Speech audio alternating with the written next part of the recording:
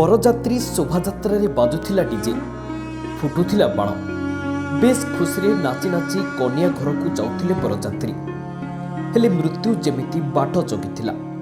चाहू चाहू माड़ी आसीथिला मृत्यु।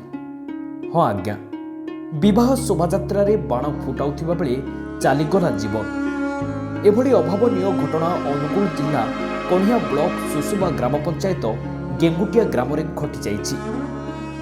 सूचना अनुसार बर निज गाँव में धूमधाम रे बाण रोषणी डीजे बजाई प्रोसेसन चलाइथिले। आउ तालचेर सन्थपड़ा गाँवर उग्रसेन बेहेरा बाण फुटाउथिले। बाण फुटाइबा बेले उग्रसेन बाण भर्ती थिबा व्यक्ति को निज कांधरे पकाइथिले। आ बाण फुटाइबा समय असावधानता जोगु बाण निया आसी बाण ब्याग रे पड़िथिला। आउ आखि पिछुलाके सबु धुआं हो जाइथिला।